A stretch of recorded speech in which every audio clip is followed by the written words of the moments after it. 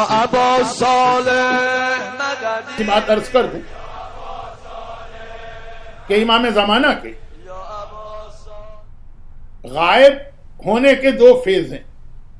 شروع میں امام جو غائب ہوئے اس کو غیبت صغرا کہتے ہیں، اور آج کل جو امام غائب ہیں اس کو غیبت کبرا کہتے ہیں. ایک بیسک فرق یہ ہے کہ غیبت صغرا میں امام باقاعدہ نام لے کر اپنا ایک نائب یا نمائندہ یا ریپریزنٹیٹو اپوائنٹ کرتے تھے. یہ میرا نائب ہے، نام لے کر، اور پھر اپنے اس نائب سے ٹائم ٹو ٹائم امام آ کے ملاقات کیا کرتے. اس نائب کا کام یہی ہے کہ مومنین کرام کے مسئلے، خمس، حاجتیں، سوالات امام تک پہنچائے. امام ملاقات کرتے مثلا فار ایگزامپل منتھ میں ایک بار، اور امام پھر جو رپلائی اس کو دیں وہ اس نائب کو رپلائی دیں، وہ مومنین تک پہنچا دیں. اس طرح امام نے 1 بائی 1 4 نائب مقرر کی.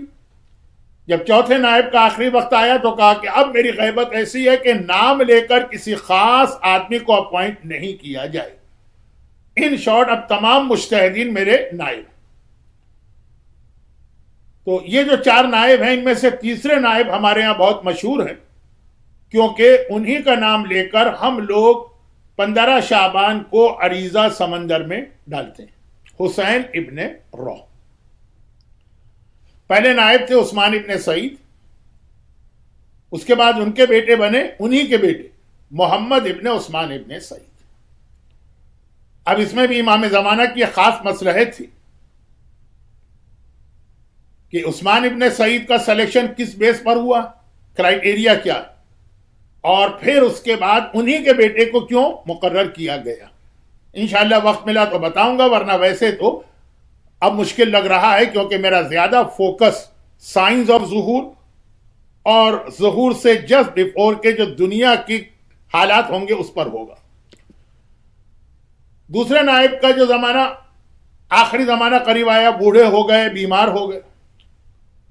ان کے زمانے میں ان کے بعد 2 عالم بہت فیمس تھے شیعت میں، ابو سہل نوبختی اور حسین ابن روح.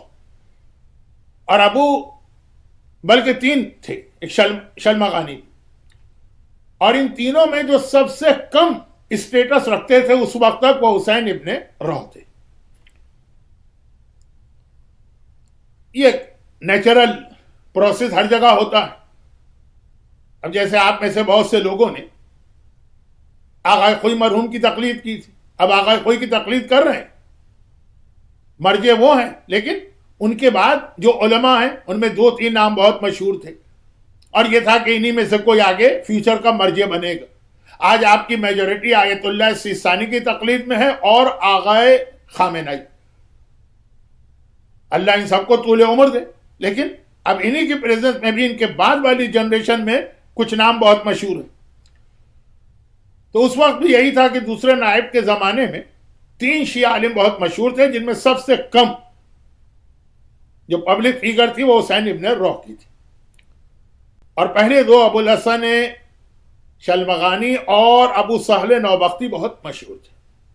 جب دوسرے نائب کا آخری وقت آیا تو ابو سہل نوبختی جو کہ بہت ہی فیمس تھے وہ ان کے سرہانے بیٹھے تھے، حسین ابن روح ان کے پائنتی بیٹھے تھے، پیروں میں. بالکل دوسرے نائب دنیا سے جا رہے ہیں آنکھیں کھولی.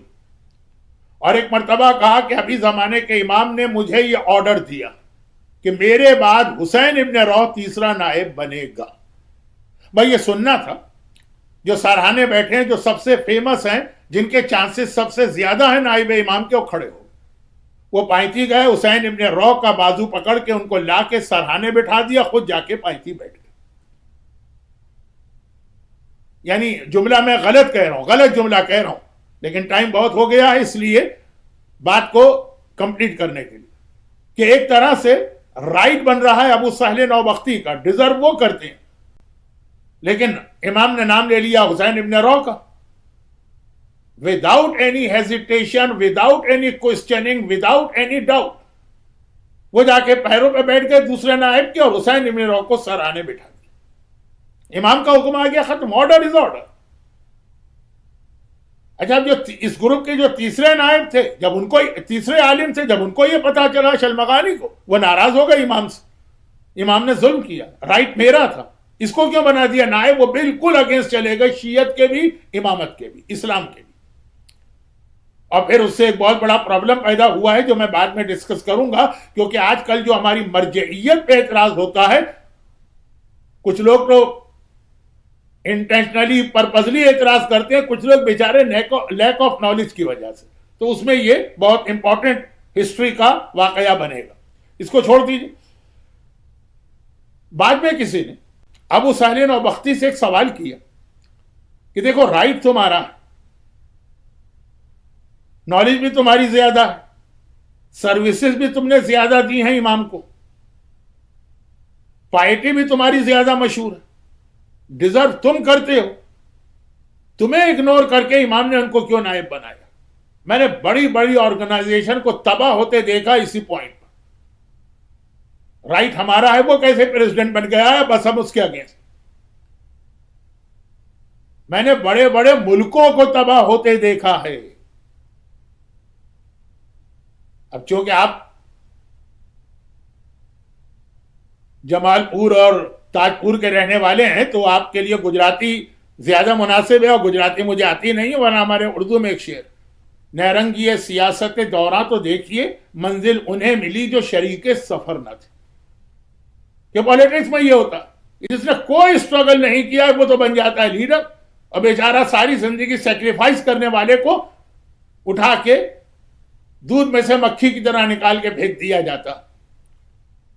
اور بعض لوگ تو باقاعدہ ایکسپلائٹ کرتے ہیں سچویشن کو، غصہ دلاتے ہیں. ابو سہل نوبختی سے کہا تمہارا رائٹ ہے، تم کو تو نکال دیا گیا، ان کو بنا دیا گیا. تو انہوں نے کہا کہ سنو، پہلی بات تو یہ سنو، میں غلام ہوں، امام نہیں. غلام کا کام ہے کہ جو آقا کہے آنکھیں بند کر کے مانے. سوال کرنا، وائی، کوسچننگ، فلسفی، لاجک، یہ غلام کا کام نہیں ہوتا. امام نے کہہ دیا وہ کافی ہے، میرے دل میں بھی نہیں آنا چاہیے کہ ایسا کیوں ہوا. اور دوسری بات، ایک فرق ہے مجھ میں اور حسین ابن روح میں. دیکھیں اب یہ ورڈنگ میری ہے کہ ہو سکتا ہے نالج میری زیادہ ہو، پائٹی میری زیادہ ہو، سروسز میں نے زیادہ دی، ہو سکتا ہے کہ امامت سے محبت میں زیادہ کرتا ہوں، مگر ایک کوالٹی حسین ابن روح میں ہے جو مجھ میں نہیں. اور امام زمانہ کا نائب اس کوالٹی والا ہونا چاہیے. وہ یہ ہے کہ حسین ابن روح وہ امام کے سیکرٹ کو سیکرٹ رکھنا جانتے ہیں. میں ایسا ہوں کہ ہو سکتا ہے کبھی کوئی دشمن ہے اہل بیت مجھے غصہ دلا دے اور کہہ دے کہ کوئی تمہارا امام نہیں ہے، تم جھوٹ بولتے ہو اور امامت غلط چیز ہے، اگر ہے کوئی امام تو دکھاؤ ہمیں.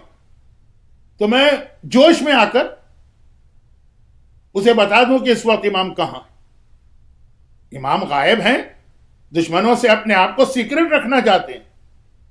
میں جوش میں آ جاؤں، غصے میں آ جاؤں. کبھی ایسا ہوتا ہے نا کہ آدمی کہتے اچھا تمہیں یقین نہیں آ رہا امام، آؤ میں بتاتا ہوں تمہیں، اس وقت امام یہاں بیٹھے. نائب یہ جو شروع کے 4 نائب تھے ان کو تو پتا تھا کہ امام اس وقت کہاں. حسین ابن روح سے کہ اگر ان کے بدن کے ٹکڑے ٹکڑے کر دو تب بھی وہ امام کا راز کسی کو نہیں بتائے. غیبت میں یہ بہت بڑی کوالٹی.